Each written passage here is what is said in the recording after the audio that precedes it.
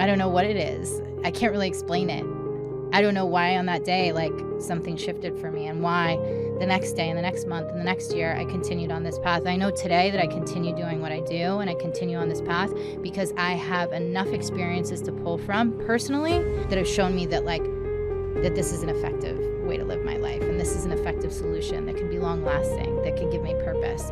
But in the beginning, I just had to pull from other people's experience and just believe that they were telling the truth, like hope and pray that what they were saying was true.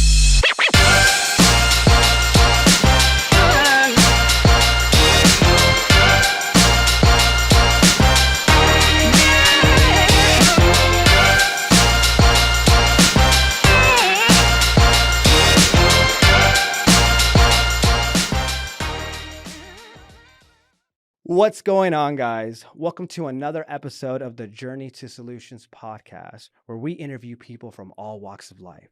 We shine light on one simple truth: no matter your past, no matter your pain, with the power of God, anything is possible. And today we have a special guest who I met her when I was at this thing called Camp Soberfest that Breezy has. Shout out to Breezy. And it's very rare where you meet genuine, real people that are just about helping people, and they're authentic and they're vulnerable, and they're just going to tell you all their shit, all their defects. They really don't care. They're like, this is who I am, but I use this to help people. And she's someone that shined light on there is purpose to her pain. And her story is wild and it's crazy. If you look at her, you wouldn't think that what she's been through is actually real. You might think she is lying what she's done and what she's been through, but it's true. She loves people. She's an amazing person. And she is the host of the Peak of Possibilities podcast and the owner of Peak Path Health Treatment Center. I got that? Okay. She's just an incredible person. And I just want to say I'm super grateful for you making the time to come out here from LA. If you guys know, you live in LA. LA is a lot of traffic. It's like bumper to bumper most of the time. So I appreciate you coming out here to share with us. Yeah, it's an honor to be here, and to hang with a friend is never too inconvenient. I love that. You know, something about you that I admire is just how like honest you are and just like real you are. I think a lot of people tend to try to put this facade on, right? Like we're not perfect, but I don't know. We just try to kind of put this thing off to people, right? But you kind of just like share vulnerable, you're raw. Why do you feel like being that vulnerable with people when you meet them is important? Good question. I think that I spent a lot of years, most of my life, probably all of my life since I was young, trying to fit in or not embarrass myself or not expose, my grosser handicaps or my defects or mistakes that I've made. And what I've recognized as I've, grown and done my own work and came into recovery, especially in sobriety, is that when I started sharing little, pieces of my truth, my past, and also, my present challenges, it was resonating with people. And I just found the more that I shared, the more people would come up to me and be like, oh my God, like that was really inspiring and honest and true, what you just shared. And I've had that too, or I've felt that way too. How did you navigate this? Especially when sometimes it'll be people, newer in recovery. Sometimes it won't even be people in recovery. Sometimes it'll just be human beings in the world. And it's helped other people. And so as I got that response and kind of recognized that I don't need to be filled with like shame, I just started to show up as I am, and no other way. So. No, I love that. Why do you feel growing up that you felt like you couldn't be like vulnerable? Like you had to play this character, you had to hide things. Like what motivated you to have that belief that that's the way you're supposed to live life? Yeah. So, I grew up in small town Massachusetts in New England, and my name is Glynis. I know, in my head.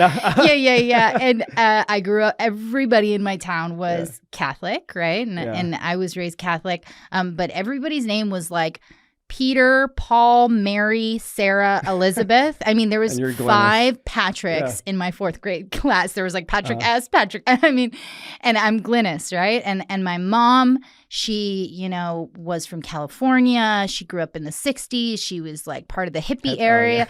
Yeah. No other moms were hippies and wearing, you know, tie-dye, you know, like outfits. And that in itself, I just felt like I was separate then, that I was different. And so I'm like, I need to kind of start to mold myself in order to connect with people in my town, in my school, in my community. And I think that's part of what set the tone and the stage, but also like, you know, we're around the same age, millennials, like social media, Facebook, MySpace came out, and like that kind of really created trends, I think, in me as a kid of like, okay, this is what's cool, this is what's not cool, this is what you're supposed to do, this is what you're not supposed to do, this is what's appropriate to say, this is what's not appropriate to say. And I think that probably laid the foundation, and then that just continued on. I remember MySpace. Top 8. Do you remember? Do you remember who your top 8 was, or do you remember the song that you had that played on your profile? Literally, I have absolutely no recollection, but I do remember we were like coding. Do you know what I mean? Remember that. Yeah, little code. Yeah. Like if you wanted a certain background, it was crazy. Yeah, like that. We were like pretty high tech for 12-year-olds, 11-year-olds. Yeah. I have no idea, to be honest. I could probably go back to my old MySpace profile and find it. I think it's still up somewhere. Mine was always weird. I'd either have like an Incubus song when I was emotional, then I have black metal on the next week, and then, you know, it'd have, I don't know. It was just, again, same thing, right? I'm just trying to fit these molds. This is cool. This is what girls like. Got to be this, got to be that. The more pictures, the more that, certain looks. Yeah. All that stuff. I remember that. And whoever's on your top 8, it was like, you're like super cool if you're on someone's top 3 or top 4. Yeah. I remember that.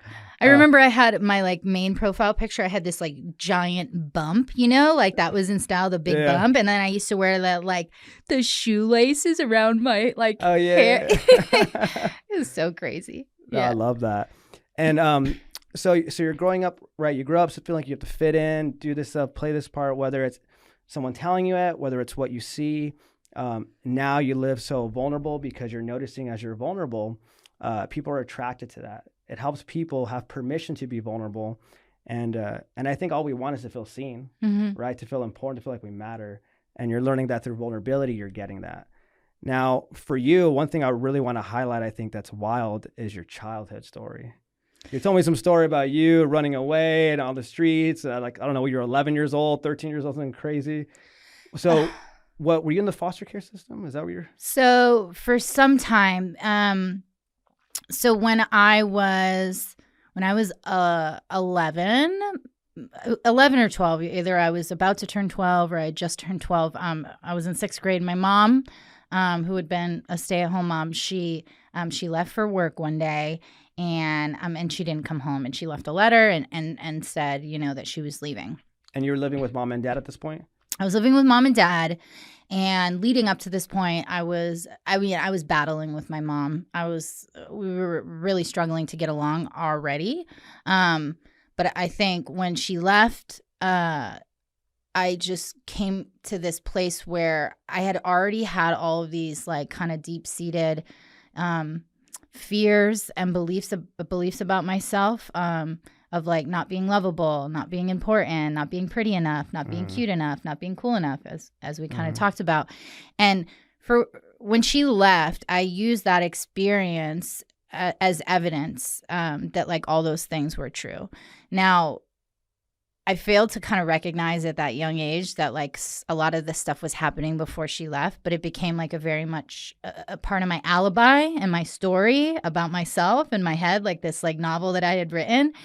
And, you know, I'd already been running away a little bit, but when she left, it was like I kind of went off the deep end and I started getting in trouble at school, getting into fights. I was failing drug tests because I was on, you know, chins, which is something that they would put. I think it's maybe just a term in Massachusetts, but when you're getting in trouble or you're truant in school, they'll put you on like kiddie probation essentially. And I was having to go to court and I was having to get drug tested and I was failing drug tests. And what were you failing for? So by the time I was like 12, like after my mom left, I had already been drinking and smoking pot. But between 12 and 13, I started, I was doing ecstasy. I was smoking crack. Smoking crack already. Yeah, I started smoking crack. I had Yeah. an older boyfriend, and then we would do Oxycontin 80s to come down. So let me ask you this. Why do you think you were so open at such a young age to explore those types of drugs? Yeah, I think I was a little bit more developed than girls my age. So typically physically developed, and I just grew up a little bit too quickly, I think. And girls my age were not doing those things. They weren't having sex. They weren't doing drugs. Yeah. And so typically I would find like one girlfriend who was probably 3 or 4 years older. And at 11 or 12, 15 or 16 is a massive difference. That's a big difference, yeah.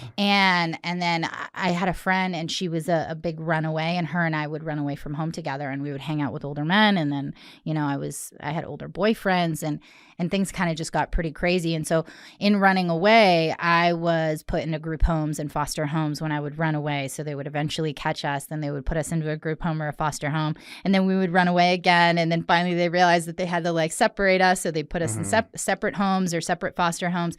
And I kind of started that whole cycle of like going in and out of the system. And it wasn't necessarily because my dad was failing to like care for me. It was because I was getting into a lot of trouble and having issues. And then I got a DUI when I was like 13 or 14. That young, you got a DUI. So what do you think it was about that lifestyle that you were just like, this is what I want. I don't care that I shouldn't be doing it. Because we always kind of know what we should and shouldn't do, right? It's kind of normal. What do you think it was about that lifestyle? Like, why do you think you were, like, what were you running away from? What were you trying to escape that was the path you were going? Yeah, I think I just didn't feel comfortable in my skin. And when I would use and I would get this attention from men, it would make me feel beautiful. It would make me feel loved in the moment. It would make me feel important. In hindsight, looking back, being a grown woman now and thinking about, my 11-year-old self, like I might have looked a little bit older or acted a little bit older, but I was a little girl, right? So it kind of makes me think like, what kind of men was I surrounding myself with, right? Because they were men, they were not boys. Yeah. And so I think for a long time, I didn't really see kind of the toxicity in that. I'm like, oh, I was so grown up, I was so mature.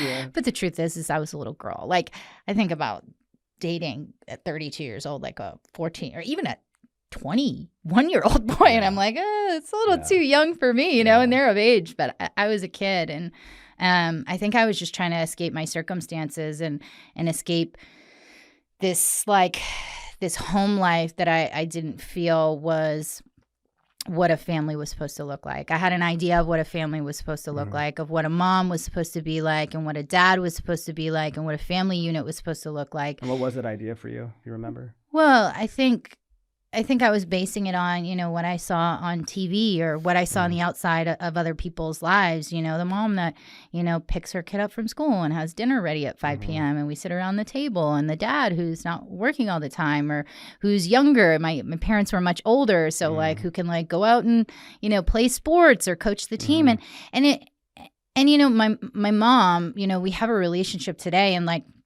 she wasn't leaving me and she didn't not love me. It had nothing to do with me. She was going through whatever she was going through. And I know that today, but in the moment I couldn't understand that. And the truth is this like fictional idea of what a family is supposed to look like is exactly that. It's fiction, right? The perfect family doesn't exist. Right. Some are better than others. And it doesn't mean that I deserve to not have my mom in my life in the way that I needed her to be there, but it's just the reality of what happened. And I think the comparison of how things are supposed to be versus how they actually are was really something that kind of ailed me, not just at 11, 12, 13, but really until just a few years ago. And when I let go of that idea and started to come into the reality of what actually is, and like, my mom is exactly what she's supposed to be. And that is what a mom's supposed to look like, because that's my mom and that's what she is, right? Rather than this fictional, Betty Crocker idea. My my dad is, he loves me, and he's not perfect either, but like that is what a dad's supposed to look like. And I'm a lot better off than most as far as having two parents that at least care for me and love me, in the best way that they possibly can. So, yeah. So after now that you're running away between what ages? 13 and 14 is happening? Yeah, it started when my mom was still home. So 11, 12, 13, 14. And then when I got the DUI. Oh, yeah. So you got what age? 14? 13? Yeah, 13 or 14. Yeah. I was in the 8th grade. I know that. That's crazy. Was hanging out with, some of these older people. I had a fake ID. We were going to a club in Worcester, Mass. Okay. Like a nightclub. And all of them they had licenses and they were of age to drink. So I don't know why I was the designated driver, because I also wasn't sober. I was drinking. And we got pulled over in Worcester and they took my ass to jail. Wow. And then so now you're 13 years old. Let's just say you're middle school getting a DUI. And sometimes people might think that's probably when she learned her lesson. No. How did your life go from that moment, getting the DUI, getting arrested, from that age moving forward? What did your life start looking like? Yeah. So I got this DUI, and it was the first time, like I had already had this like chins, kiddie truant probation thing. But when I got that charge, that was like my first formal charge. And I had to go to Worcester, which was like the city. I grew up in Worcester County, to go to court for this. And so I was going to court for months and months and months, and I was being drug tested. And eventually, by this time, I was no longer using OxyContin, and I was using heroin. And so what age are you using heroin? 14. So 14. In heroin, okay. Yeah, and so I essentially was being drug tested, and usually I could figure something out and I could kind of like pass my drug tests. But I showed up one day and I failed the drug test, and it was for like cocaine and opiates. And at this time, it was a big deal. It was, at least in small town New England. This is like kind of the very beginning of like this, like the opiate crisis that was taking over with OxyContins and the pain clinics and all of this stuff. So like it was still kind of like up and coming for very young people to be hooked on such heavy substances. And they took it very seriously. They were like, oh my God. And I went to court. I remember the judge's name. Her name was Judge Erskine. And I thought she was so mean. And she sent me to juvie for the first time. And I was able to get out of juvie after about maybe a month, 4 or 5 weeks, to go directly into like an adolescent detox in Worcester. And I went there for maybe 2 weeks, but my insurance cut off, and so they discharged me. And I remember I went home and I used right away, and I had another court date coming up. And so I went to the court date and I walked outside to go smoke a cigarette, because I was smoking cigarettes at the ripe age of 14 or 15. And I knew I was going to be committed to the state of Massachusetts till I was 18 by Judge Erskine. And I left, and I was on the run for like maybe 8 months. Yeah, before I eventually was caught, picked up some new charges because I'd ran from the police, and committed to the state until I was 18, what inevitably I was trying to avoid. So yeah, what's that like? So when you walked out of the courthouse and you left, and now that is that when they put out a warrant for you? You'd say, okay, so they put out a warrant for you, and what does that mean? Does that mean like I have to just try to just live my life without them finding me? Yeah, I mean, I was a teenager, and at 14, 15 years old, 18 is the rest of your life. In your mind, you're like, oh, this is the rest of my life. My life is over. I'm going to run until the wheels fall off. I mean, I had this grand master plan to essentially run until I aged out when I was 18. And obviously that didn't end up working out. But I mean, 8 months was a pretty good run for a 15-year-old. Did you go to different states? No, I stayed mostly in Massachusetts. It's like a lot of it's kind of blurry, to be honest. I was so young. And I was, I had a heroin addiction. I was hooked on drugs. So I would go from like kind of house to house, different areas of Massachusetts and stuff like that. And eventually I went like back to my home area, not my hometown, but like an area, a city close by. And I was with my best friend, and I think it was Halloween weekend. And we had like gone out, and we had stopped at a McDonald's to pick up drugs. I had stopped at a McDonald's to pick up drugs. She wasn't using heroin at the time. And she was driving. I was in the passenger seat. We were going through this like rotary, and we saw the lights flash on. And I was sure that the cop that was pulling us over had seen me pick up drugs and that I was about to get caught. And it turns out she just hadn't stopped at a stop sign, which I didn't know at the time, but I was sure that, it was over for me. So I hopped out of the passenger seat and I started running. And this like 40-something-year-old police officer was a lot faster than I expected. And he like tackled me and ended up bringing me in. So that's how you got caught. Yeah. So what happens once you get caught? What's your life look like from there? Yeah. So once I got caught, I went to Department of Youth Services, so juvenile detention again. I think it was in Westboro or West Boylston. It was right outside of Worcester, and we were in like a locked facility, and they don't really tell you how long you're gonna be there.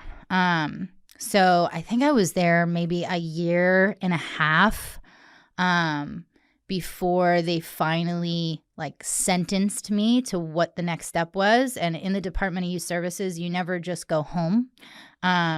Typically you go to some kind of state group home facility that's primarily like behavioral based. Most of the kids in there were kiddos that were getting into trouble. But instead they actually sent me to not like a Department of Youth Services aftercare option. They sent me to a rehab, which is not what they typically would do, but it was pretty clear that my like main issue was drugs. And so I was sent to an all girls, long-term recovery home. And it was probably the best thing that could have happened. At what age were you when you went to that? I was,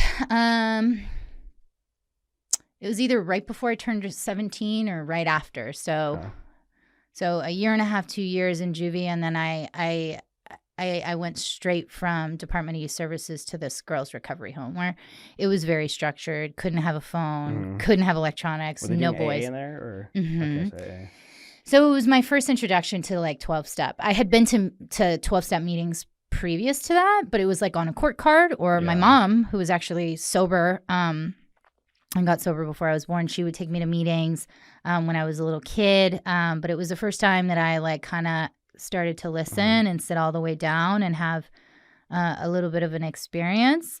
And it was also the first time I had been around girls that were around my age who had been struggling with the same things as me. So I didn't feel like a pariah or separate. I felt like I wasn't alone. So even when you were doing drugs for these these years going on, when you're a teenager, young adolescent, you really didn't have any other girls like you that you're hanging out with? Not my age, no. Okay. So this is the first time now you're in a place with a bunch of women like, oh, these my age and they have the same problem as me. What was that like at that age to see that you're not the only one going through it, and to also be kind of hearing this 12-step language?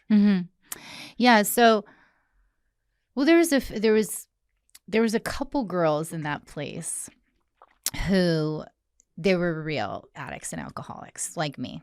And then there was a couple girls whose parents maybe caught them smoking weed. Yeah. And it was more like maybe mental health or behavioral issues. But I did find like a group of girls. I mean, a couple of them I still talk to today. Oh, that's cool. And I was able to really connect with girls my age, which I hadn't been able to do since before I started using drugs and alcohol, to be honest, like really find meaningful connections. And also I think this experience and this, loss of my mom really skewed my view on women as a whole. What was your view, you think? I thought that like all, women couldn't be trusted. I just had this, like skewed idea of like a mother-daughter relationship, and I don't think it was consciously, but subconsciously I just separated myself from women and gravitated towards like male attention and all of this because I was getting what I wanted, the attention, the love, and the approval. Importance, you feel needed. Right. Yeah. So what I ended up doing is I ended up finding these really strong relationships. And I also started to connect with what was being said in these recovery communities and in these sober communities. And a lot of the meetings I had gone to previous to that and a lot of the recovery experiences I had were like grumpy old men, like they didn't seem too happy. They were complaining about their wives, that kind of deal. But when I was in, this recovery home in Worcester, which is a pretty big city in New England, very diverse. We were going to meetings that had like younger people my age, but even just people in their 20s and 30s. And they were happy and they were having fun and they were like doing sober softball and they were doing, sober camp out and they were just like doing cool stuff. And it started to make it a lot more appealing, this whole sober thing. And so I started to open up to this idea of like, maybe I'll try this out. I'm kind of connecting with this. And I started to hear things that I identified with, even though I was, only 17. But I still was like not clear on, like I was very clear that drugs were a problem for me. Like I had no discrepancies against that. Like I knew that it was not normal to be smoking crack in general, but also as a teenager. Yeah. I knew for sure it was not normal to be shooting heroin. I understood that on a deep level, but I still had this like reservation because I was so young and I was about to turn 18 and age out the system and have my freedom of like drinking. I'm like, drinking, that has to be chill, right? Like, And did you drink a lot at this point, or was that something you really didn't touch, and that's why your mind, you're like, well, so I had drank quite a bit. I was a big drinker, but when I really started to, use drugs more heavily, it kind of transitioned to like more drug use.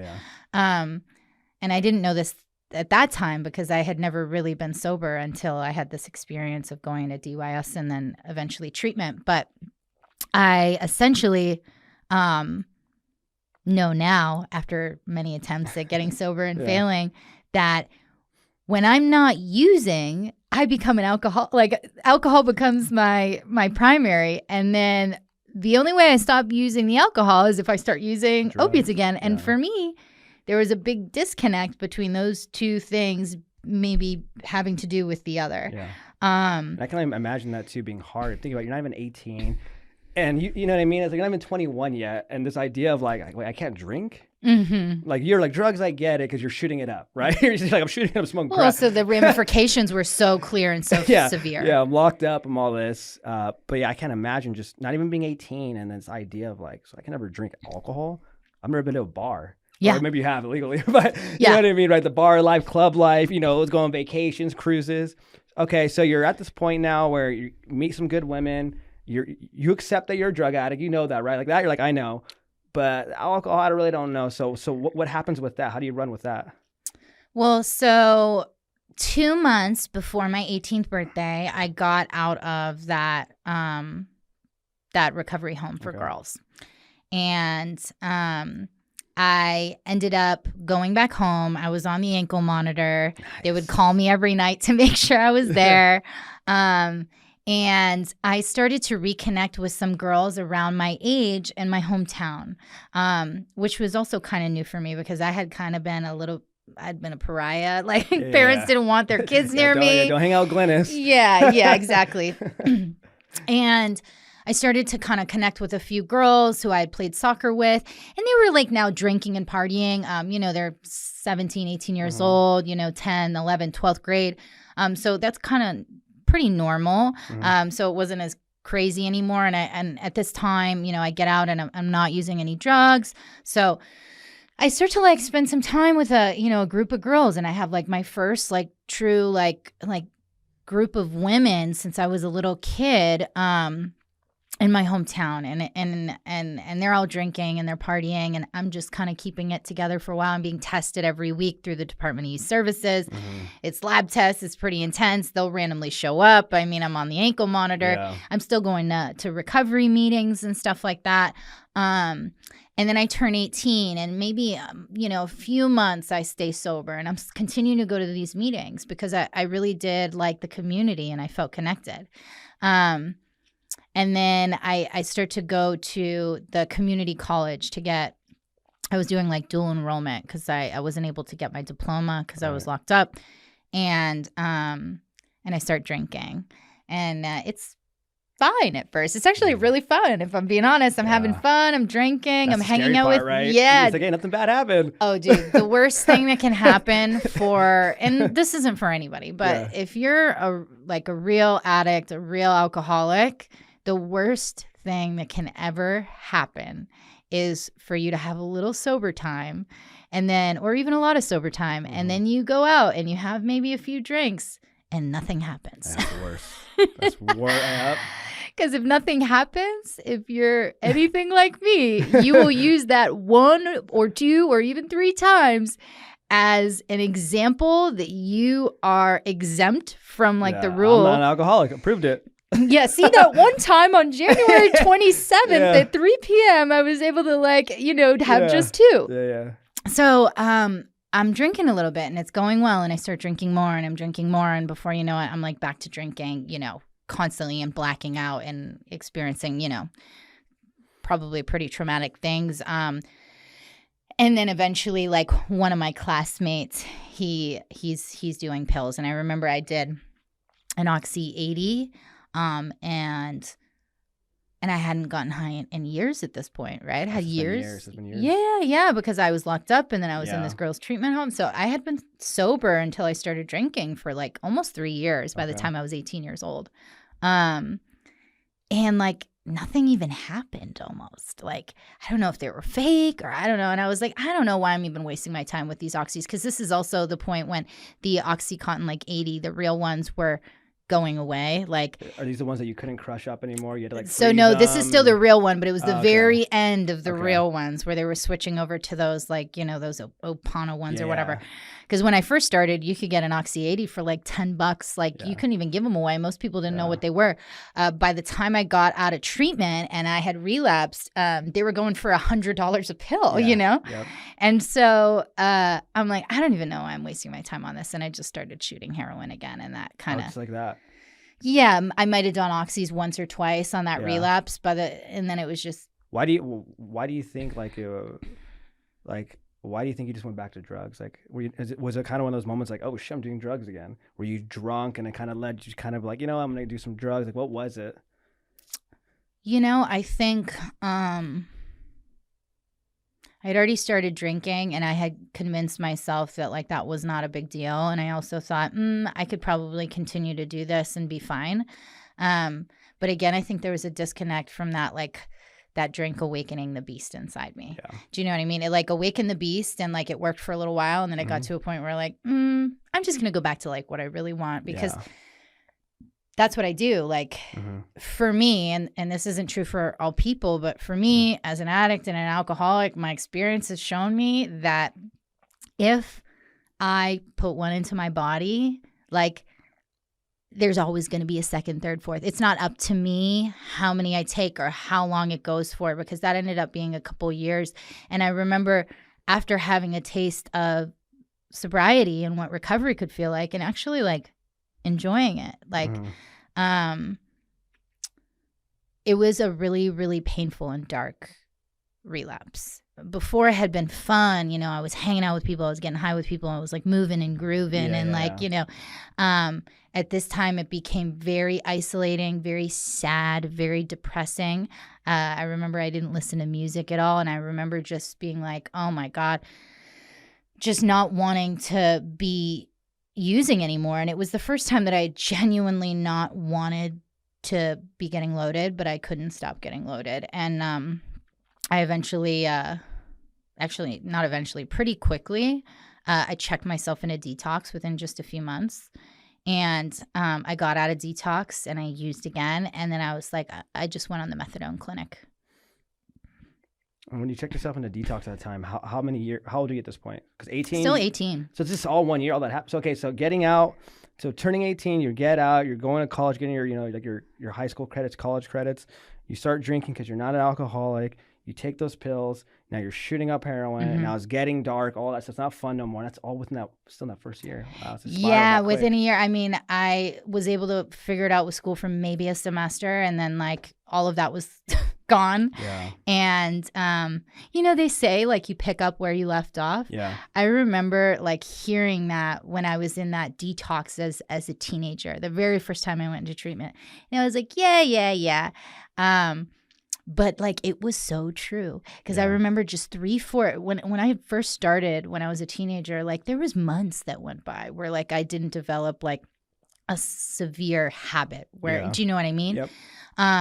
But when I was 18 and I started using again, within 3-4 days I was sick and I like physically needed it. And I was like, oh my God. And like, you know, like the little tiny point that I was using and just sniffing, like it wasn't enough. And before you know, I'm sniffing a half. And then before you know, I'm shooting dope again. Like I'm shooting it and I'm just like back in this cycle.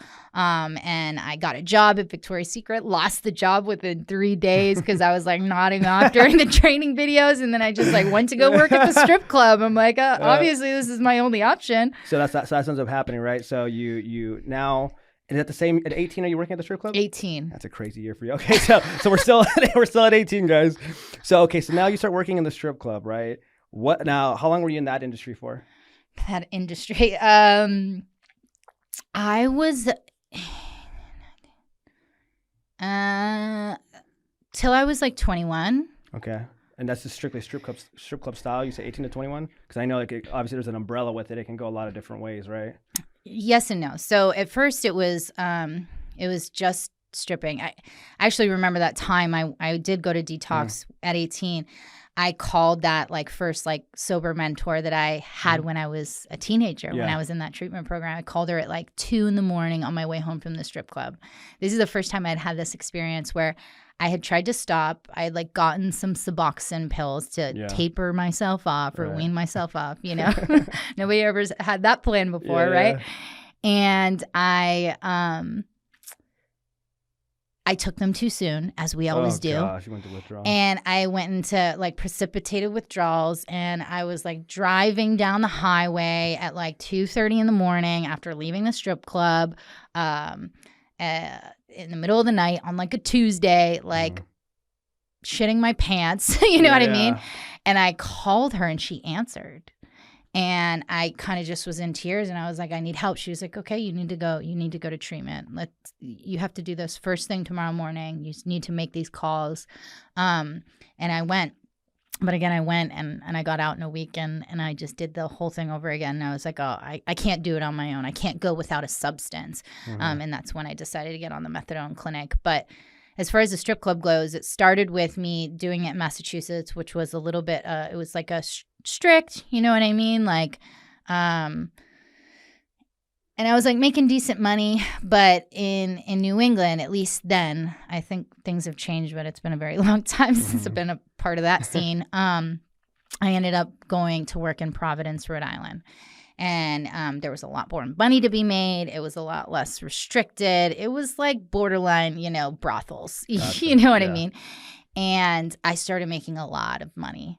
And I don't think at the time I saw myself as like prostituting, but I mean, that's what I was doing in the clubs. And it kind of just progressed from there. And I eventually met a boyfriend, and he was moving to Texas, and he was like a normal guy. And he's like, hey, do you want to move to Texas with me? And by this time, I had picked up new drug charges. I was on, I think they call it drug court in California, but they called it sheriff's department there, where you had to like go in 5 days a week.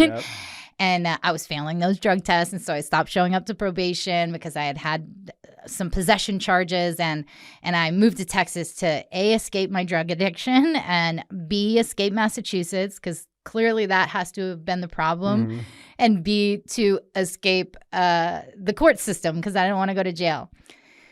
And then I just moved to Texas on a whim with a guy who I had met 2 months before. Nice. And he had no idea about my heroin addiction. Really? Oh, wow. Oh, he learned when we went to Texas. I bet he did. Because I kicked cold turkey and it was... So, okay, so you do 3 years in that industry, right? And again, still getting worse, right? Your addiction, you're getting charges, drug court. You got this normie guy, right? That tends to be a part of our story. Sometimes we have this normal person in our life. And you leave to Texas, right? Because changing our environment's going to cure us, right? What does that season of your life look like? So now you're living in Texas with this guy. What does that look like? What's your game plan? Yeah, so he found out that I was using probably a week before we moved. He had a house in Rhode Island, and I was, secretly using. And he didn't know I was, using heroin or shooting up. But he knew something was off because I would go into the bathroom for a long time. Like, we think we're so slick. Yeah. I think he thought I was doing coke or something. Yeah. And he, drank and he would smoke weed. But he would do it normally. He would, go to work, he worked in an investment firm, get up in the morning, not smoke before work. Right. So he was relatively normal. But he one day kind of creeped into one of my makeup bags and found a bunch of syringes. And he was shocked, think of a normal person who has no exposure to this and finds syringes and said girlfriend's makeup bag. And he's like, what the heck is going on? And he really had no understanding of addiction or alcoholism. And I was like, listen, I've been doing it, but I'm going to stop. That's why I'm moving to Texas. And he's like, okay, do you need to go to treatment before? And I'm like, yes. And so I go to detox again, and then I end up leaving AMA. He doesn't know it, and I'm getting loaded. And then I end up moving to Texas with him. And then I just kick cold turkey in Texas. And for about 8 months, I'm out there and I'm working as a bartender. I'm drinking and I'm not using. And life is pretty good. He's a really nice guy. He's caring and he honestly knows all my secrets at this point. He knows the truth about me, and he still kind of accepts me, and he's not judgmental. Bless his heart, truly. Yeah. And he doesn't understand that at least for me, it's not something that I could just stop. And he also doesn't understand that drinking is probably not a good idea for an addict. Yeah. But I'm kind of keeping him in the dark about all of that. And I end up going home to visit my family. And I have this warrant out for my arrest. But I'm like, oh, it's fine. And I hadn't used in 8 months. And I have this kind of traumatic experience that happens while I'm in Massachusetts. And I am with my sister, and I ended up overdosing. And they called the paramedics at my dad's house. And paramedics come and they take me to the hospital, and they found more drugs. And so not only do they charge me with the new drug charges, but they also picked me up on the warrant. And so I had taken Xanax and heroin, and it was my first time overdosing. I'm maybe 20 at this time. And they send me to MCI Framingham, which is the women's state prison in Massachusetts. Now you're going to prison now at this point. Okay. Yeah, I it's interesting because I think the reason I went to MCI Framingham is because either the Worcester County jail for women was either shut down or full. Yeah. So they sent me to prison instead. And so I was supposed to go visit for a week, and said normal boyfriend's what the heck is going on? I'm visiting prison, or I'm in it. Yeah. And isn't that wild, right? That's how addiction is, right? Such an innocent move. We're going to go, I'm going to go do this thing. Well intended. And look what happens. Yeah, I had no plan. I had no secret reservation. It just kind of popped into my mind, and I had there was just no defense between me and calling my dealer. Yeah. It was pretty crazy. I woke up in the jail cell and had no idea where I was or what happened. No recollection. So you're barred out around Xanax? So you know how that is. Yeah, and then I overdosed. And you just wake up. I have zero recollection. I'm like, what the heck happened? And how long were you locked up at this point for? So I think that time I was locked up maybe for 6 or 7 months. And then they released me again directly into what they call a TCC, which is like residential. It was like a holding essentially. So I go to this holding in like, I think it was in Roxbury it was like in the hood in Boston.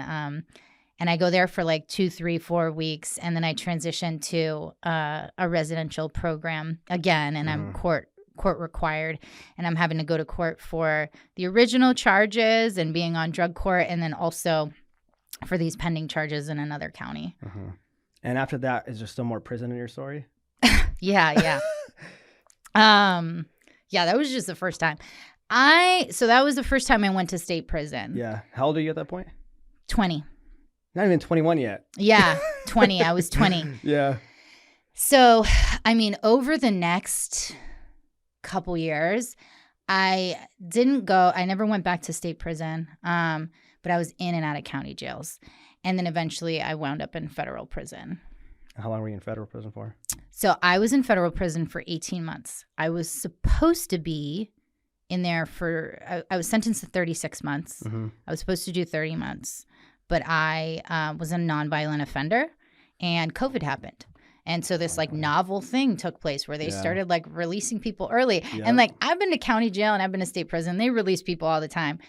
They don't do that in federal prison. They don't release people early. There's no good time. You do 80% of your sentence, period. But COVID was, like unprecedented. So, I ended up going to federal prison, and that was definitely an experience. How old are you that time? This is years later. This is, I think I was 25 when I went in, and I got out at 26. So basically, right now your story is you've been getting locked up, whether it's juvie or something, since middle school, high school, right? All the way till about 25. This is 26. This is going on, right? What was different about federal prison when you're in federal prison versus all the other times you've done stuff for you? Your perspective? For me, I mean, it wasn't that different. Like, federal prison is probably a little bit better than like Fresno County Jail or MCI Framingham. But like you're still in prison. And when COVID happened, we were on like the quarantine of all quarantines. Like we weren't leaving our cells. So like the prison itself was just like another version of the same thing that I'd been in since I was a teenager. Like when I was a teenager, I learned how to like kind of do time, program, do what I needed to do to get through it, and like not focus so much on the tomorrow or the next week or the next court date. But as far as something shifting while I was there, the first year I continued to use and drink like when it was available to me. I had no intention of staying sober. And I eventually, when COVID happened and they locked us down, we were already in prison, and then we were like in a prison within the prison. They were letting us out twice a week to shower and make a phone call for like an hour twice a week. So every 3 days in groups of like, I think it was 8 or less. And I was forced to sit with self for the first time. I didn't have the distraction. I couldn't go play spades. I couldn't like make phone calls to everyone 100 times a day. You know, I couldn't go work out like outside. You can in your cell, but space is limited. You had the ultimate lockdown at this point. Right. And I also didn't have any access to getting any substances. You know what I mean? And so I was in this like unique position where I really had to sit with self, and I was forced to be separated from the substances I had been using. And something just shifted where I started to pray, and I had no idea I was going to get out. It wasn't like, oh, everybody's good. I remember the very first girl, her name was Chicken. Well, that's what we called her, Chicken. And she went down to Zoom. Mind you, we had no idea what Zoom was. Like, it wasn't a thing until COVID, and this is the very beginning of COVID. Like, no toilet paper, like no tests. Like, everybody's freaking out. Oh, just 2 weeks to flatten the curve. Yeah. So all of this, right? Chicken goes down to court. She was like 18 years old, and she was this really sweet girl that obviously did not belong in prison. She wasn't a drug addict, nothing. She just got mixed up in something, and she got out, and we were like, first, we're like, oh, she's telling. She's telling, right? Which is the worst thing you could do in prison. And then another girl the next day goes down to like Zoom court, and she gets out. And like that day, they're all getting out within a few hours, which is another crazy thing, because even if you have like an expected like release date, like you might go down and sit there for 14 hours before you actually get out. Like they might like let you know you're leaving at 7 a.m. and you might not leave till like 2 a.m. or 3 a.m. Right. They just started like releasing these girls. And so what it started to look like is that people who weren't on indictments, like federal indictments, who didn't have like gun charges and who didn't have any kind of like registered gang affiliation, were getting out. And in the feds, they kind of work on a point system. So if you were below a certain amount of points, or if you had a specific kind of charge, they were releasing people. And so my name got called in, and I went to the Zoom court, and I remember just kind of taking full accountability, and being like, I'm an addict. And I had been like planning my release for some time. You know, you have nothing but time in there. And I had three-way called this like sober living that one of the girls in the prison told me about, like on three-way with my dad, you know, on a collect call. And I had gotten this guy at this sober living place to give me like a letter saying, whenever you're released, you can come here, because I wanted to avoid going to the federal halfway house, which is essentially a reentry program. I didn't really want to be around a bunch of felons. I didn't want to be in the reentry program. So I was like, well, if I have this letter of admission, like maybe they'll let me go here instead. And I wasn't expecting that to happen for another year plus, but I ended up getting out, and I had this letter, and I just took full accountability and said, hey, I need to be in a sober environment with other people who are trying to be sober. And they ended up releasing me to that house. But over those few months that I was like on lockdown, I started to like pray, and I don't really know why, to be honest. Because at this point, you're not a person who prays every day, go out, church, worship, right? So for whatever reason, no, you start praying. Okay. And I wasn't saying the prayer that we say, like, God, get me out of this. God, please help me. I wasn't. Prayers, yeah. I wasn't saying those kind of prayers. I was praying like, God, please guide me through this. God, please show me what the next step is to be. Like, and maybe not in those words. I didn't have the same vernacular I have today, but those ideas are the ideas I was expressing, because I had, again, nothing but time to sit in my cell. And for whatever reason, something shifted. And I don't think it was because of prison. And that's my story, right? Like I went to prison, and that's where I inevitably got sober. It's true. But I don't think it was a result of prison that I got sober, and I don't think that that's a requirement for somebody to be in that setting in order to have the same experience that I had. Something just shifted where I was sitting with self, and I started to look to something greater. And it was just a like kind of like mustard seed idea. But then like things just started to happen. Like, and I don't know if it's a result of the universe or God or this, you know, creative intelligence, whatever you want to call it. I call it God just because it's convenient, but I'm not necessarily religious. But I have this connection to spirituality and power that's like really deep and really important. But yeah, something just started to shift for me.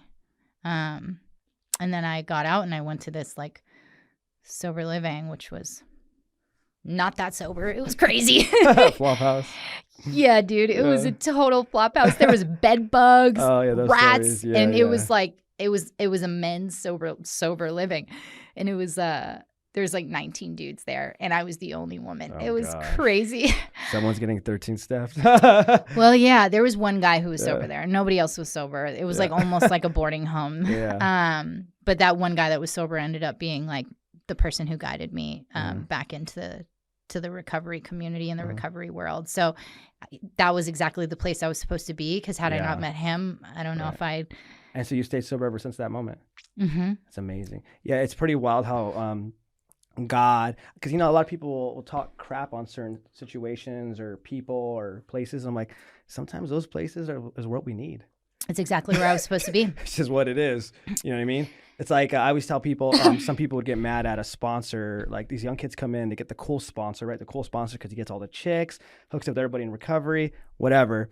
But sometimes that newcomer needs that type of sponsor to get sober. And then down the road, he realizes he gets a new sponsor. Right. But sometimes we need that. Yeah. I think I really do believe nothing in God's word. Nothing happens in this world by mistake. Like everything that is supposed to happen has happened. How do we know? Because it's happened. Yeah. And if I really believe that like God has a plan and the universe is working not against me but for me, then any experience I have, good, bad, or anything in between, is exactly the experience I'm supposed to be having. It's just a matter if I am in a place where I am open enough to see the big picture in all of this. Life is crazy different. Like I went to federal prison and I was doing all kinds of crazy stuff. I mean, I was a prostitute. I was a sex worker. I had a pimp. I was smuggling Mexicans into the country. Smuggling my people, hey. In the trunk. I might have brought in a few of your cousins. You guys know Glynis? Of course. Going with the pimp? Yeah. It was crazy. Yeah. And today life is totally different. Yeah. And isn't that wild, right? You go from prostitute, having a pimp, smuggling my people, drugs since freaking middle school, DUI in middle school. I mean, the craziest years of your life happen in it's one period of time, and it just kind of goes in, you go to prison and all that. And then you, for some reason, COVID happens for you, right? That's what we're hearing, right? You radically have to be with self, look at self. Now you can't distract yourself, and you pray for some reason. So how much time do you have now? 6 years. And you just celebrated 6, right? Yeah. So again, happy belated. Thanks. So you're 6 years sober. You're married. Mm-hmm. You got a treatment center. You got a podcast. Mm-hmm. And these 6 years, what helps you stay sober? I'm guessing you did what? AA, worked, or NA, did some step work. Mm-hmm. What did you do? Yeah, I definitely got very involved in, a 12-step community. It's what was available to me. I didn't have resources when I got out of prison. So I went to this sober living place, and I had no money, no insurance, Bob Barker Velcro shoes, 2-inch long toothbrush. I didn't have a phone. I didn't have a bank account. I didn't have anything. I didn't have an ID. No college degree, right? Nothing. Nothing. No. I had a GED. But I ended up just really meeting that one sober person in that place, and he kind of introduced me and brought me into a recovery community. And a lot of things changed. I mean, what hasn't changed? I started to open up to this idea of spirituality in a more conscious, way, not in a jail cell, just because I wanted to have a life. I started to find the will to live. I started to recognize that maybe I had a purpose, that maybe I could be successful in achieving some things in my life. What was helping you believe in yourself a little bit like that? What was it? Something people were saying? Was it people loving on you? What was happening where you started to kind of actually shift that perspective that maybe I can have a good life and do all this? I had been stuck in this old pattern of thinking for such a long time, and this had all of these deep-seated beliefs about who I was and who I wasn't, and what I was capable of and what I wasn't capable of, and the comparison of other people versus me, that honestly in the first year of my sobriety, I was just I call it survivor sobriety. I was just 1 second at a time. I was I'll do whatever you guys say. Yeah. Do you want me to stand on one foot and hop and rub my tummy? I'll do that. Yeah. Do you want me to pick my nose and eat it? I'll do that. Anything that I need to do, I will do. Yeah. So I was just 100% of the time doing all things sober recovery related, constantly around sober people, constantly around recovery meetings, constantly being of service to other people. I got a job, and the little stupid job that you get, that is almost no money, is that experience was so valuable for me, because what I would do historically is I would always take the easy way out. I would find a way to make a lot of money before I got sober, but I would never do it.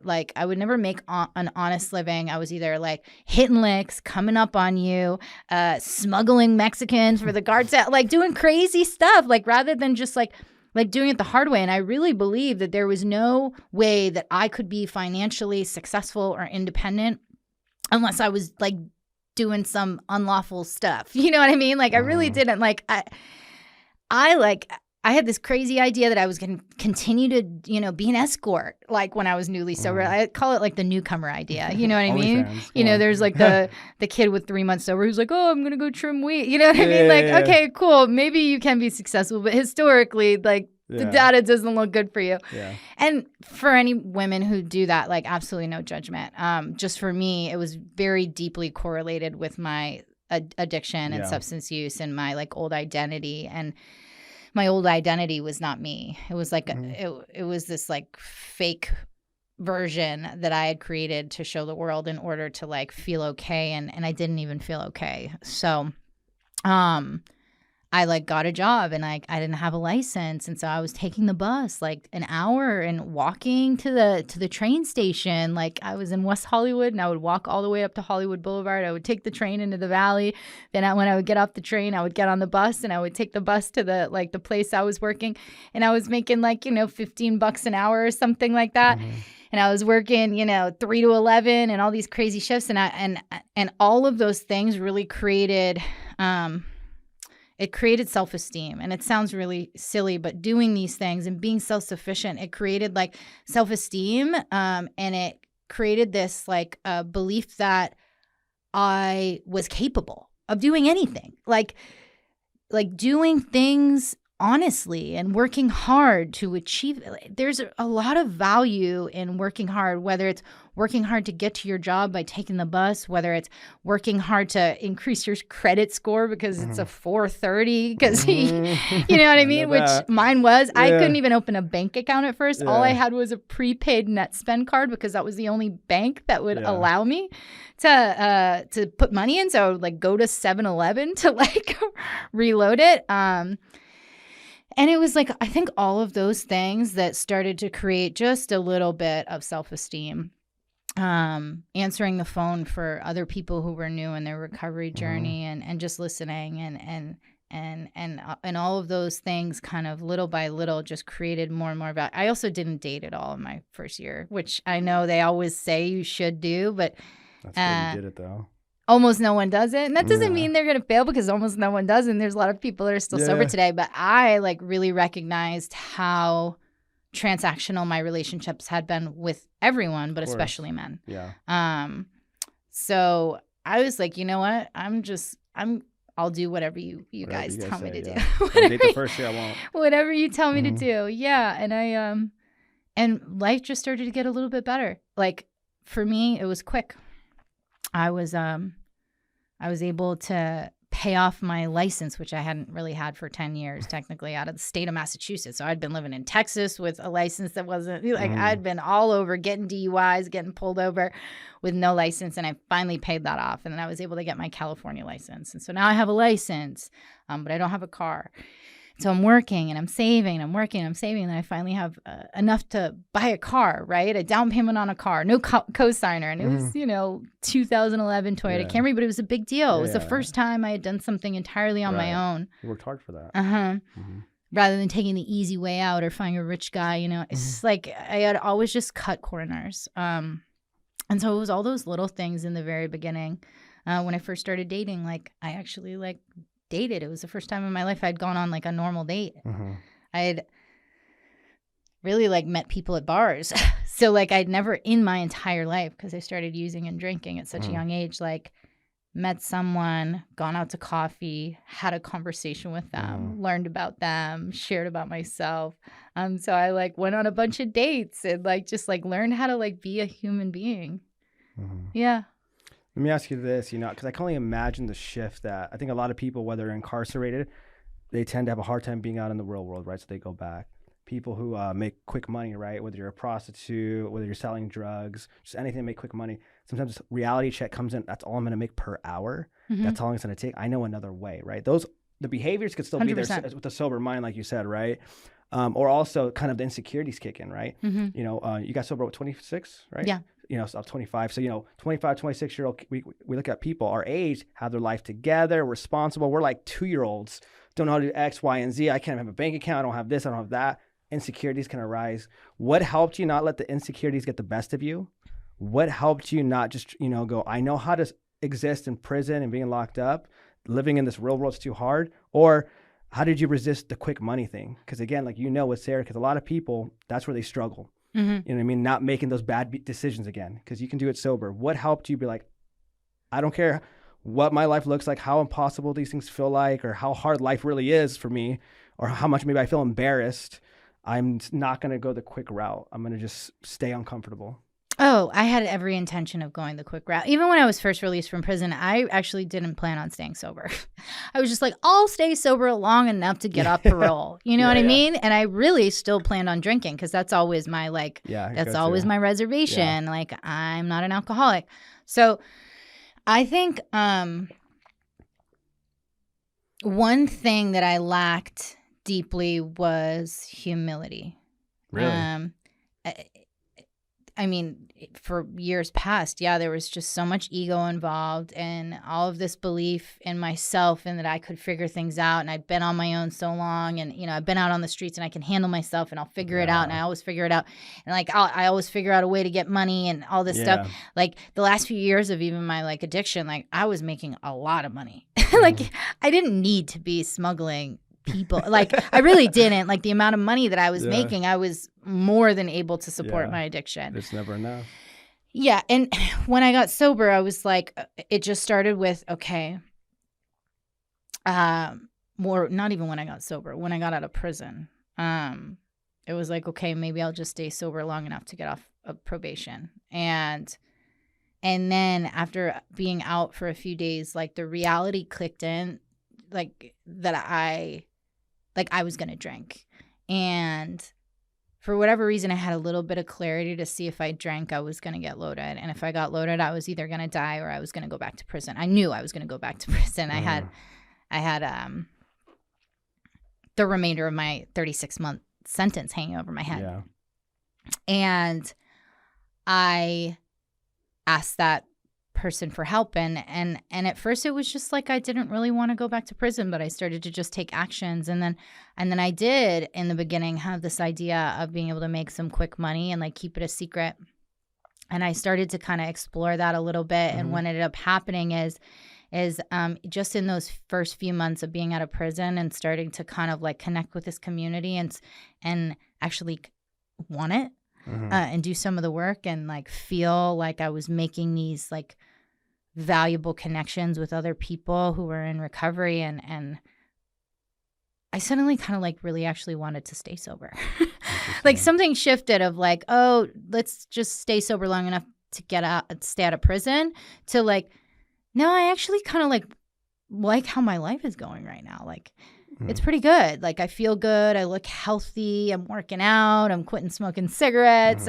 I like all these things I had never really done. And I'm making these like really valuable, meaningful, authentic connections with people. And like, I just hadn't had that in a very long time. It was like nobody even knew my real name when I was getting high. I was always going by some crazy street name, you know what I mean? Or escort name. It's like not a real identity, you know? Yeah. And I like started to like kind of like secretly explore this idea of like kind of like getting money on the side, because $15 an hour didn't sound great. Yeah. And as I started to kind of like explore that, it became very apparent very quickly to me that it wasn't so much that a person can't stay sober and do, trim weed or work as a sex worker or whatever.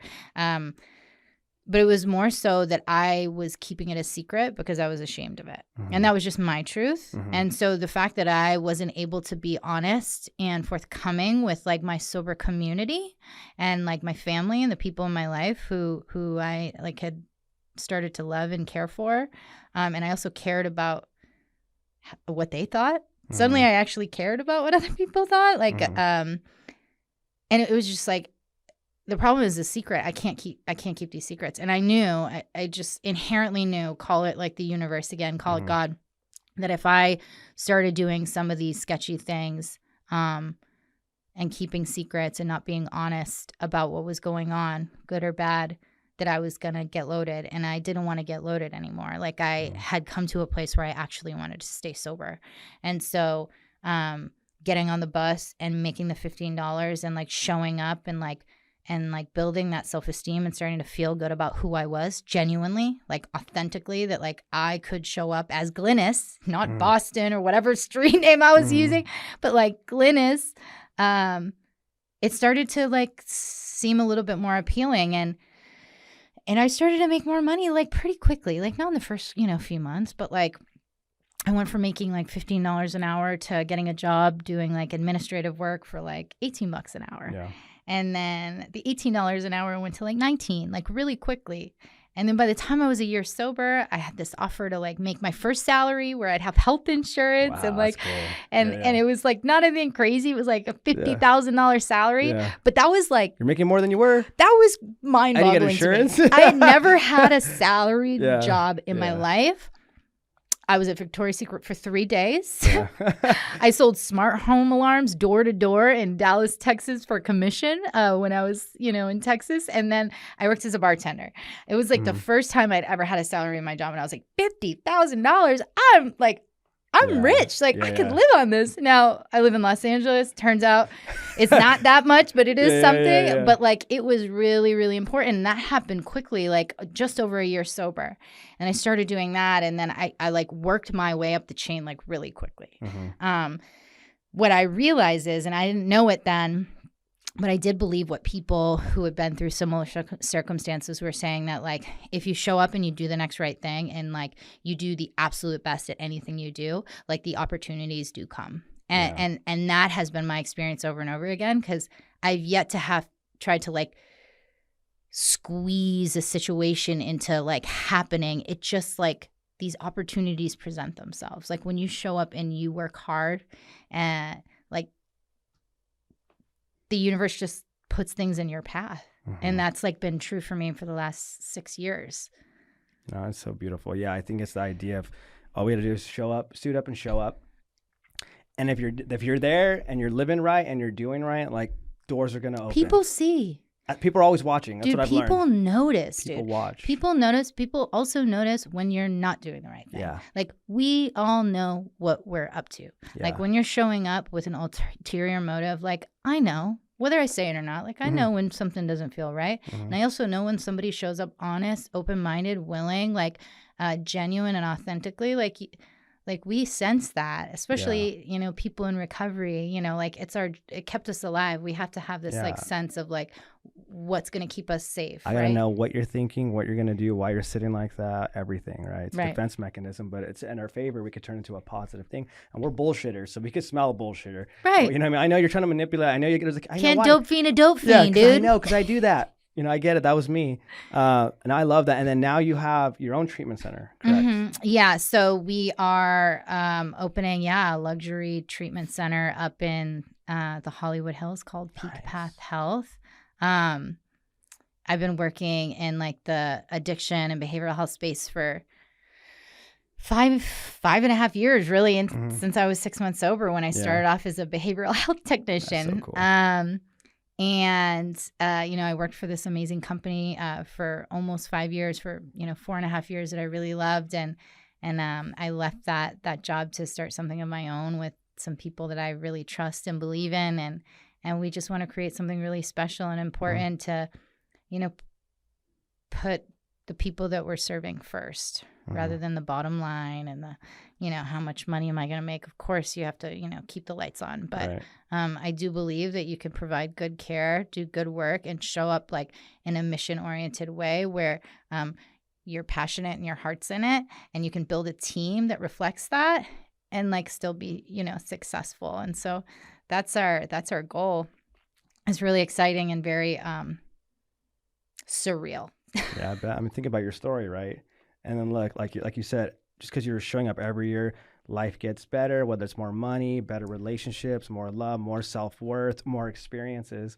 And now you're owning your own spot. And I'm guessing, and then the podcast is a part of that too, right? So you're highlighting people's stories, you're bringing awareness, and stuff like that, which is a beautiful thing to do, right? People's stories are powerful.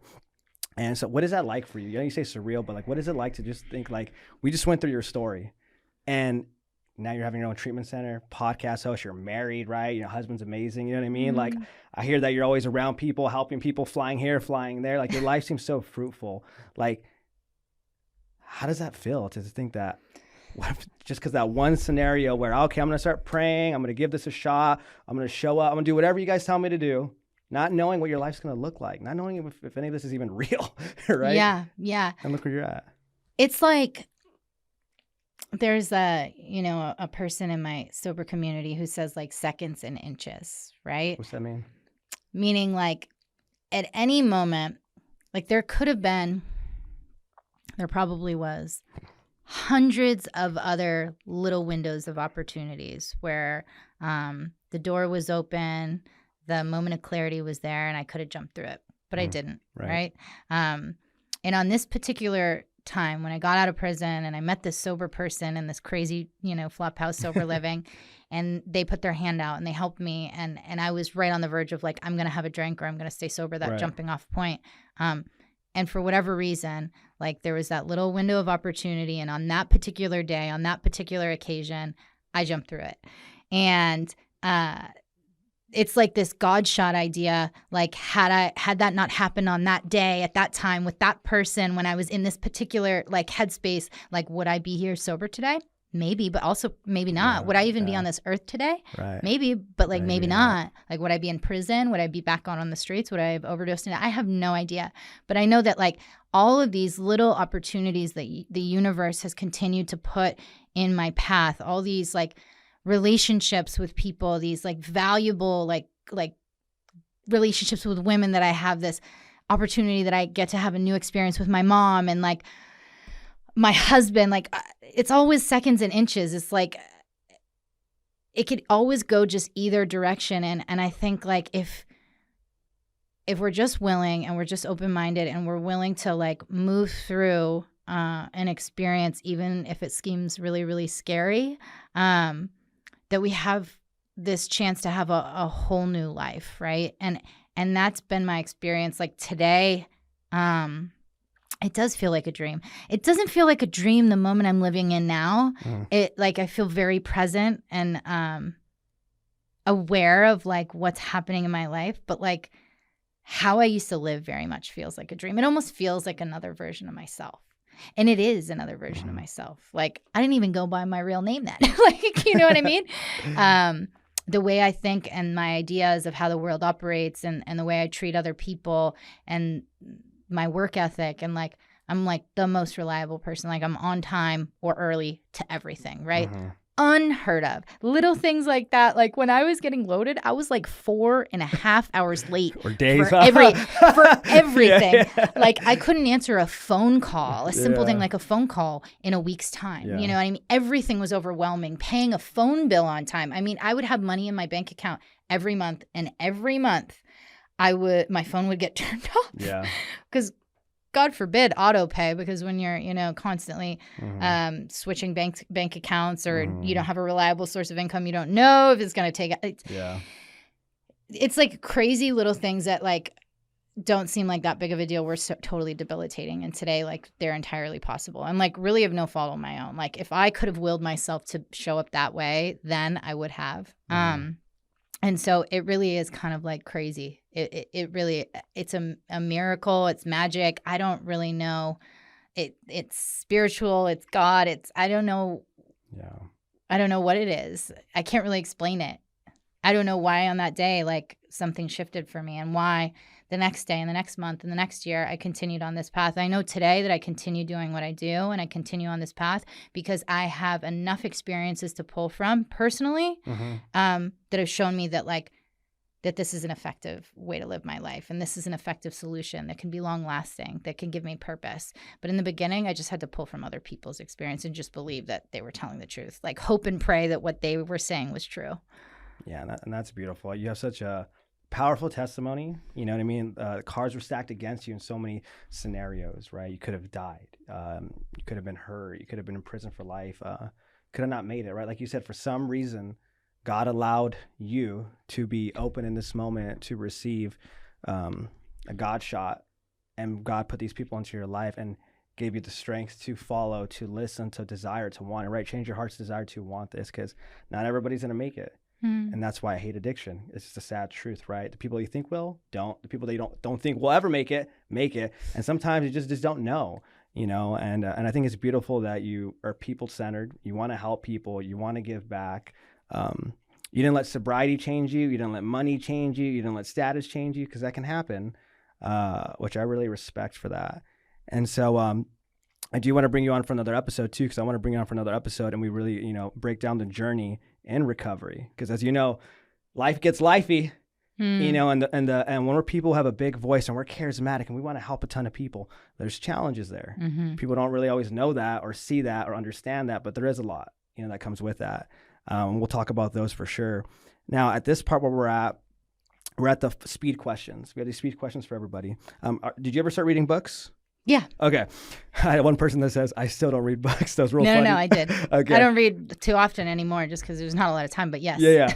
Prison makes you read a lot of books. Oh, that's right. I forgot. My bad, forgot. Yeah, she's like, I read a lot. Yeah. What are 3 books that you'd want to recommend to somebody that can completely just change their life? Okay. 3 books. Born to Run changed my life. That's right. Oh, yeah, guys, she's a marathon runner. Yeah. I read that in prison and it changed my life. I was like, I am going to run when I get out of here. And I did. And it really inspired me. So that was one book that really changed my life. I am blanking out on the name of the other books that I want to mention. I don't know. Also, Game of Thrones. So don't watch it, read it. Read them all. Oh my God, they're amazing. But guys, if you watch the TV show, just know the last season will make you regret watching everything. Well, if you hate the TV show and the ending, read the book because they're not the same. Yeah, watch 7 seasons and read the last book. Read all the books. Okay. They're different. Yeah, they're way different. Yeah, Game of Thrones. And oh my God, I'm blanking out on the name. You'll have to come back to me. Okay. What was one mindset shift that completely changed your life? Yeah. A mindset shift that changed my life is that the world, my circumstances, and the people in it had to change before I could find peace and serenity. I always had this idea that if only A would happen, then I would be okay. If only my mom didn't leave, then I would be okay. Right. If only I had gotten a college degree, then I could be successful. So I always would create these barriers and these roadblocks for myself with this belief and idea that that my circumstances had to change in order for me to get what I needed or find my purpose or be successful.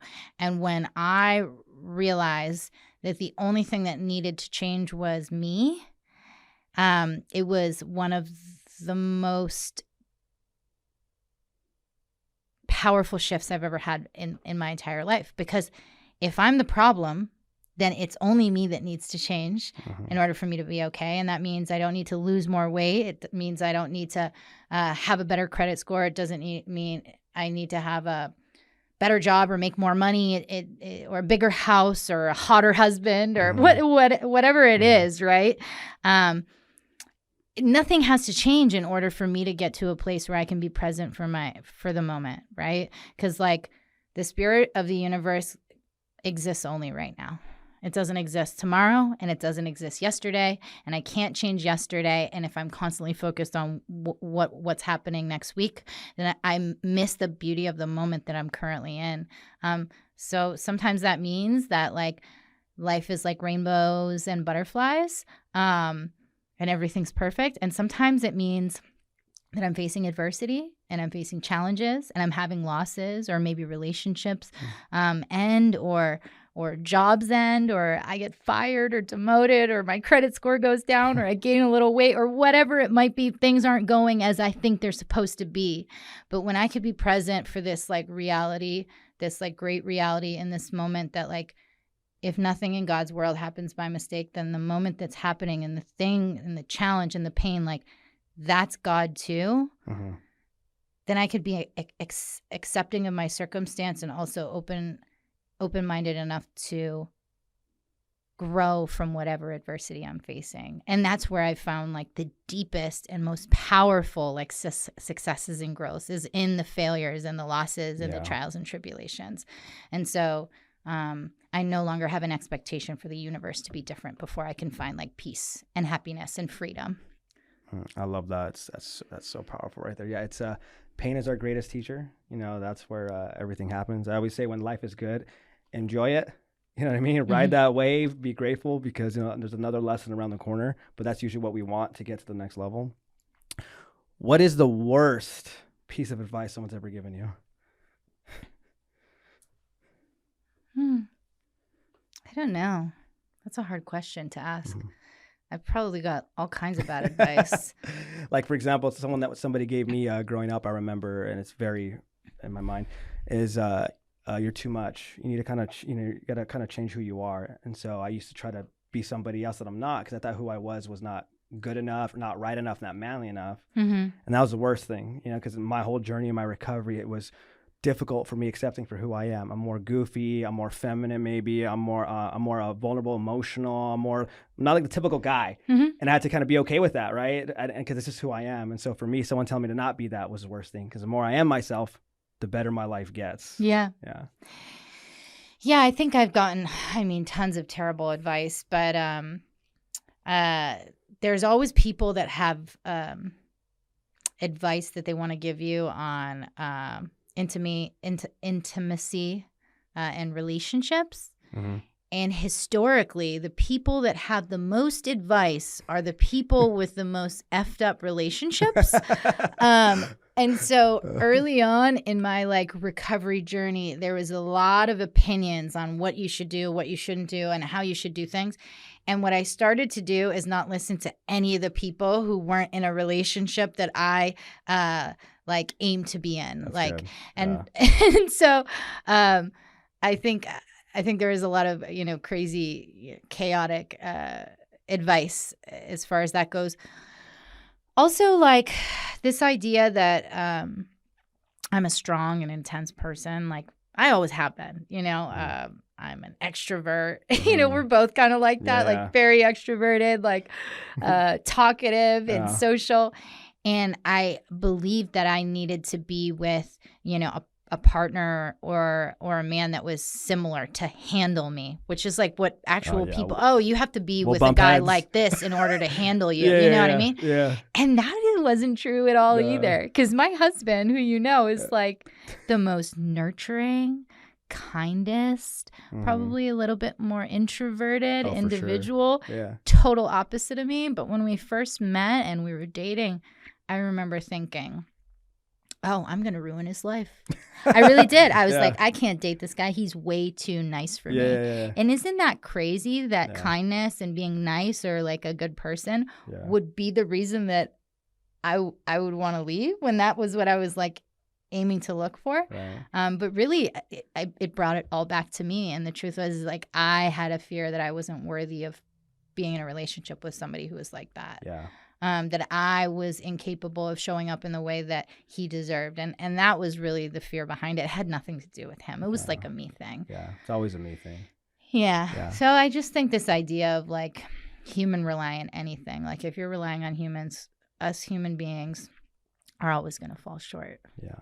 That's why I have a joke. I always say the best relationship advice is don't give any advice. Because it's always her truth, his truth, and the truth. Yep. You know what I mean? So it's like, it's always like when people come to me, I'm like, well, I hear what you're saying, but I don't really know what's really going on. I always say, I don't know what's right for you. Yeah, that too. Because like, I don't think there's anything that happens by mistake. I think we're supposed to go through, we're supposed to make mistakes. I think that's part of the journey. Part of life. I always, if somebody asks me for advice explicitly, I'll be like, well, I've had this experience and this is what happened to me. But I don't know what's right for me. It might not work for you. Just being honest, Yeah. No, I love that. Yeah. Andrew and my wife are very similar. My wife's introverted, you know what I mean? Very kind. Oh, so kind, genuine, thoughtful. So thoughtful. I'm like, how do you just think like it's amazing? He's like careful and considerate every and single slow. aspect. How do you do that? How do you know all that about me too? He's very deliberate. Yeah. Oh, me, I'm like, whoo. Yeah, well, hey, what are the we doing place. today? Yeah, Hey, we're going to Mexico tomorrow. What? Yeah, I bought some tickets right now. Well, hold on. I need to, you should have let me know. My bad. I know. So funny. I remember one time my wife told me, she's like, yeah, I have trips planned out 3 years from now. I go, 3 years from now? I'm like, I don't know if I'm going to be alive in 3 years. I can't even, that's crazy. You can do that? She's like, yeah, you don't plan something. I'm like, whoa. I'm like, yeah, I could plan tomorrow. I Like, know. maybe a month. Mhm. Something like simple as that. Yeah. But it is, right? Opposites do attract in those ways, right? Values are the same. Values. But like, personality things, right? Usually the extrovert, we do well with an introvert. Not always like that, but sometimes there's just like a balance in it. Like you said, sometimes for me, I wanted someone like me. And I remember I had someone like me and I'm like, how dare you talk as much as I talk? I wasn't open that door for that person. Hey, I'm trying to talk and you're talking over me, right? And I was like, oh wow, that's me. There's also people that told me early on, and I actually ended up listening to this, which ended up being fine for me. Yeah. But I have seen a lot of other examples where it wasn't so good. Don't do any therapy in your first year of sobriety. And I'm like, it doesn't say that anywhere in any recovery literature that I've seen. But yeah, I've heard that, and I've also heard a lot of opinions on like medications that are okay and not okay, and I have my own like personal experiences with certain medications that have been like not effective or good for me. But I also think I'm not a doctor. I actually know for a fact I'm not a doctor, and I ain't a nurse either. So I think there's just a lot of convoluted. There's a lot of people who like to give advice, and I think what's right for one is not right for all. And I don't think it's a one size fits all. I know what's worked for me. I know what my journey has been. I know what I've seen work for a lot of other people, but I don't think that it's a one size fits all. I think we need to be open. We need to be flexible, because when we're talking about mental health and we're talking about alcoholism and drug addiction, it is a life and death disease. Like one really terrible experience by one misguided person Kill someone. Could it could kill someone, or it could cause someone to think that that's how we all are. And you hear it all the time, right? One bad seed can create a perception as everyone's like that. And you see it in recovery meetings, in AA, NA. You see it in treatment centers. You see it in churches. You see it with people. And, you see it. And I think you're right. It's like we need to be more open-minded. I always tell people, I go, look, my opinion, right? God might be fake. I believe in God. I do, but I might be wrong. I think the same thing too. And I think that should be normal. Yeah. I should be 99% like 100% belief in it, but there's that 1%. And I think that should be normal. Even for people who don't believe, they should have that 1%, but maybe I'm wrong. The way I feel about it is I believe that if God is fake, it doesn't actually matter, because for me, it's working. So if I'm believing in something that isn't real, it's 100% given my life a sense of purpose and drive that I have never had in my life. And the biggest shift is that I have a relationship with a power greater than myself today. So like, if it's like Santa Claus, who cares? If a kid is good all year because he doesn't want to be in the naughty list and there's no real Santa Claus, who cares? He's still behaving himself. It's giving him some kind of incentive and purpose to do so. So like, does it matter? I don't know. I just don't think, I don't think it matters. Yeah, I love that. And our final question is, let's say there's somebody suffering right now, whether it's a woman or a man, in your situation. They just got out of prison. They got a background of addiction, prison, insecurities, their whole life like that, right, since adolescence. And then there's that road. You said, I can either go this way or that way. And you're that one person, like that person you met, and you have 1 minute with them. What would you tell them? Probably the same thing that I was just saying. Like, I don't know what's right for you, and I don't know what you're supposed to do. But I know what my experience has been, and I know how I felt. I know what it feels like to feel entirely empty and hopeless, to feel like there is no way out, that there is no life that's worth living, and that I'm not deserving of what the rest of the world deserves. And so I think if I'm able to connect with just that feeling of complete and utter hopelessness, that a connection could be made. And I think if you can inspire someone to believe that you've been where they've been and felt how they felt, and that there is a chance that we can like get through this and not just like survive but thrive, then I think that that's worth worth mentioning. I love that. And where can people find your podcast, and where can people find your treatment center if you need help? Yeah, we're online, peakpathhealth.com. We're on TikTok, Facebook, Instagram, and Peak of Possibility is the podcast, and Peak Path Health is the treatment center. And we'd love to hear from you. Yeah. No, I love that. Well, I just want to say again, thank you again for driving all the way out here. Thank you for sharing your vulnerability and your wisdom. There's so many nuggets in there, so much truth, so much hope. And I'm just grateful, and we're all grateful here that you allowed us in your life to share this, because it's going to help out a lot of people. It's an honor. I appreciate it. It's been fun chatting. Yeah.